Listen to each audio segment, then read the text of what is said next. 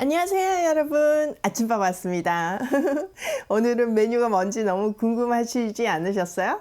저도 새벽에 일어났는데 너무너무 궁금했거든요. 근데 완전 또 심쿵했어요. 왜 그러냐면은 어저께 밤에 우리 큰아들이랑 통화를 했어요. 근데 그런 얘기를 하는 거예요. 자기 친구 중에 한 친구가 제가 자기 엄마인 걸 알게 된 거죠. 그래서 개인적으로 굉장히 팬이래요.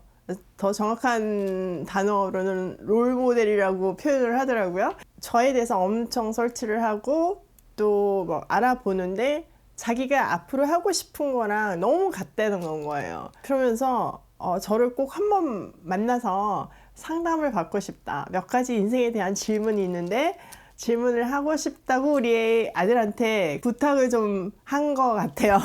그 얘기를 들으면서 제가 정말 더 잘 살아야 되겠구나. 이렇게 어린 친구들이 나를 롤 모델로 생각을 하고 가고 있는데 내가 하나님 얼굴에 먹칠을 하면 안 되는 건 거잖아요. 그래서 더 잘 살아야 되겠다 이런 생각을 했거든요. 근데 오늘 본문이 딱 그거예요. 정말 하나님의 이 소름 끼치는 그 세밀하심을 오늘도 경험했습니다. 자, 우리가 인생을 살아갈 때 되게 중요한 것 중에 하나가 정체성입니다. 나는 누구인가? 그것을 알아야지만 나는 무엇을 위해서 살아야 되는지가 나오는 거죠. 정체성과 사명이 있는 사람은 앞으로 직진할 수 있어요. 어려움이 와도 흔들리지 않아요. 왜냐하면 큰 줄기가 있기 때문이죠. 우리가 하나님을 만나면 새로운 피조물이 되기 때문에 우리의 정체성도 완전히 바뀝니다. 우리가 앞에서 본 것 같이 하나님은 우리를 위해서 정말 귀한 것을 준비하시고 정말 아름다운 도성을 준비하고 계시잖아요. 그런 하나님 앞에서 우리는 어떤 정체성을 가지고 살아야 할까요? 자, 오늘 본문을 통해서 한번 알아보도록 하겠습니다.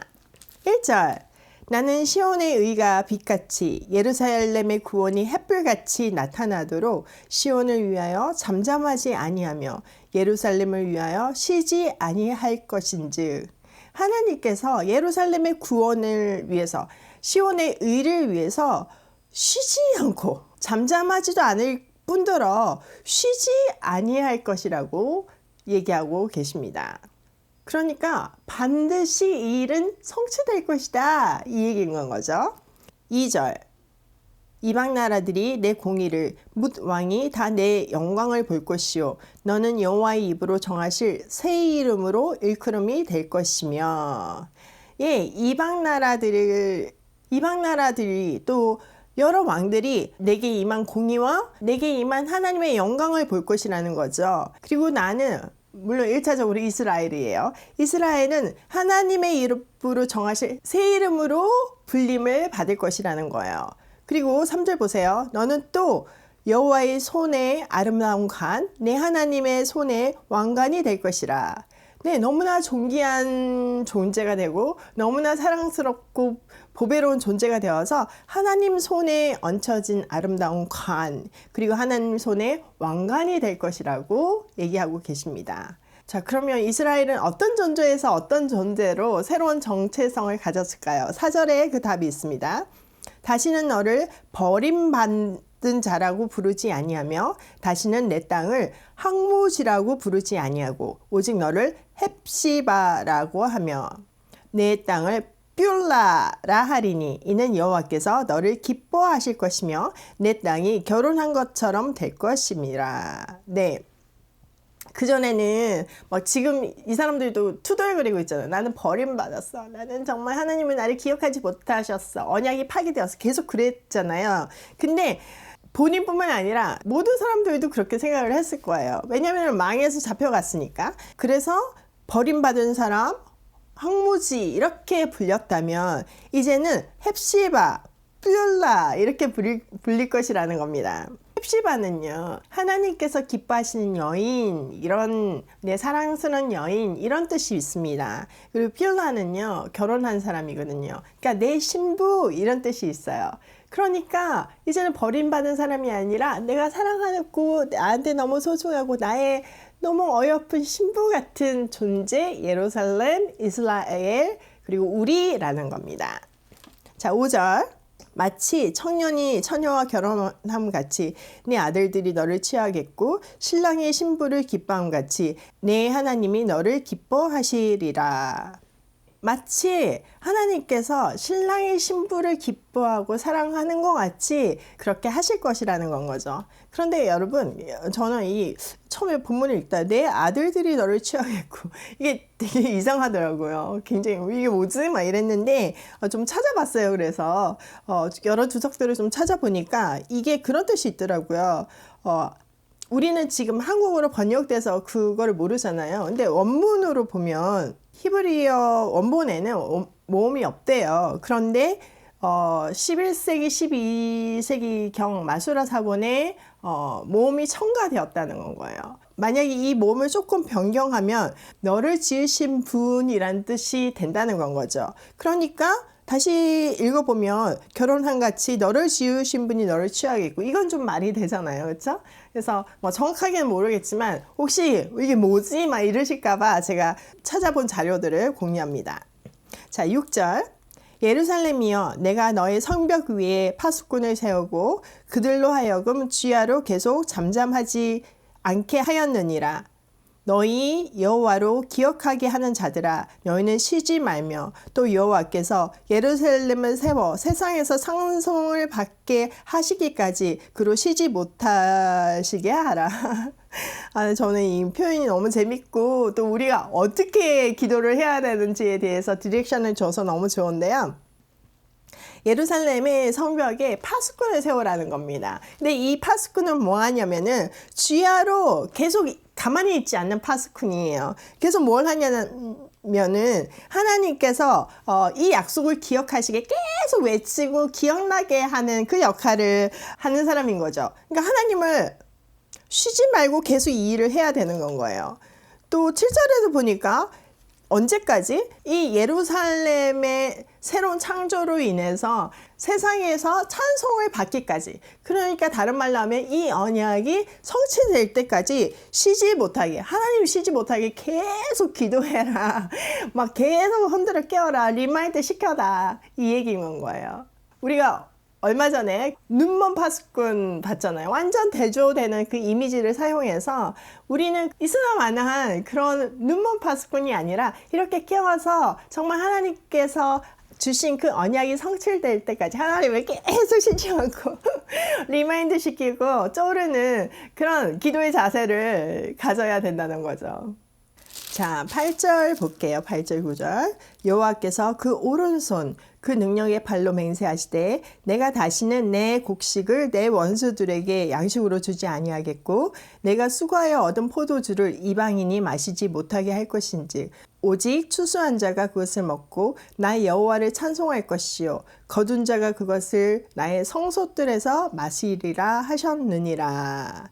네, 하나님께서 이제 그 오른손 능력의 팔로 맹세를 하시는 겁니다. 하나님의 능력은 완전하시잖아요. 무한하시잖아요. 근데 맹세까지 하시는 거예요. 어떤 맹세? 이제는 이방인들이 원수들이 와가지고 내가 농사지은 홀라당 갖고 가고 이런 일 없다는 겁니다.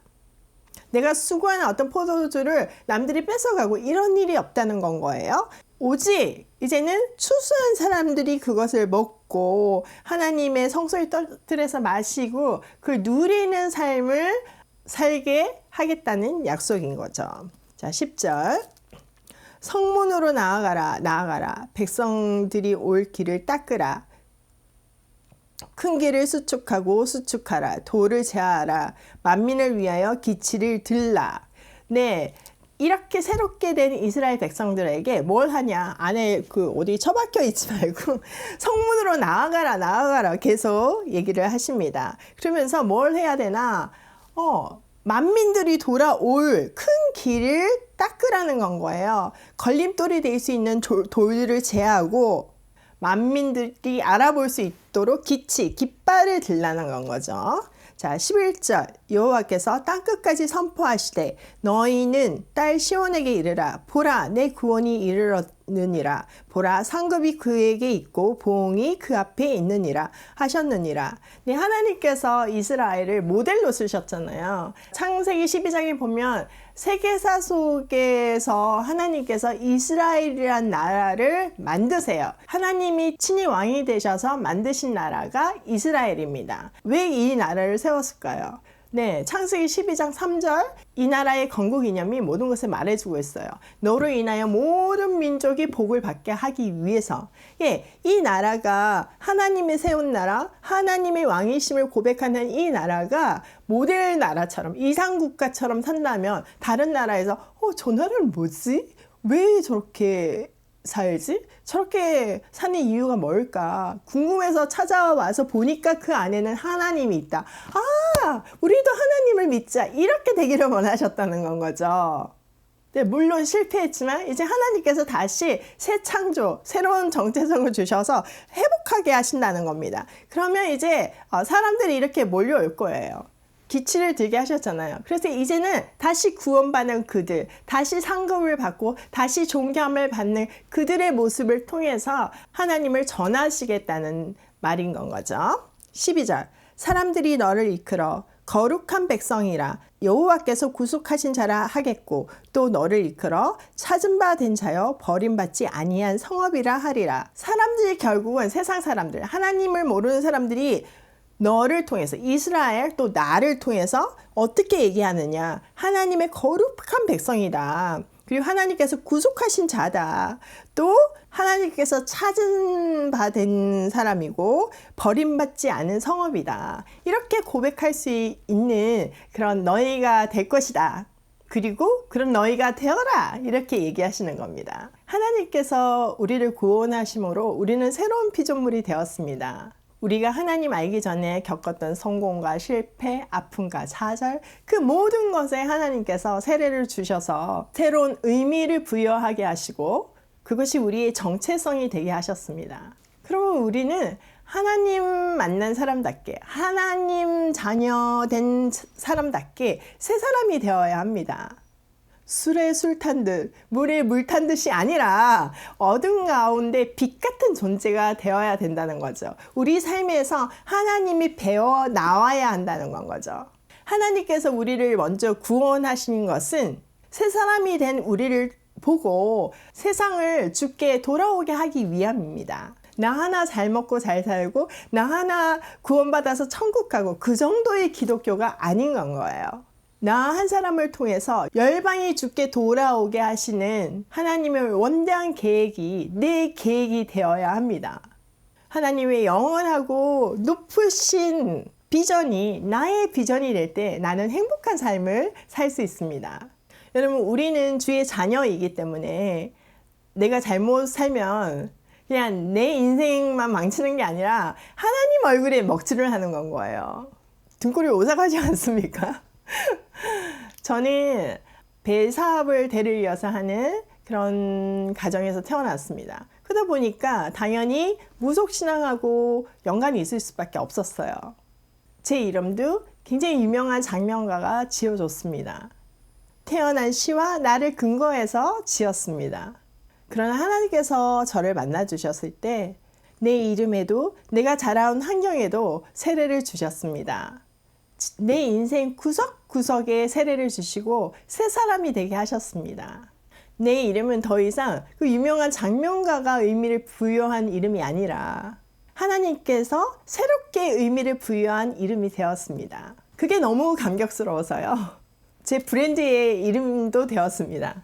사실 제가 제 이름을 너무 좋아하거나 내 이름을 드러내야지 이런 의도를 가지고 브랜드의 이름을 넣은 게 아닙니다. 어떻게 보면 다음에 아들 낳으라고 지은 기나미가의 그런 이름이잖아요. 좀 창피할 수 있는 좀 그런 느낌으로 저는 계속 살았던 것 같아요.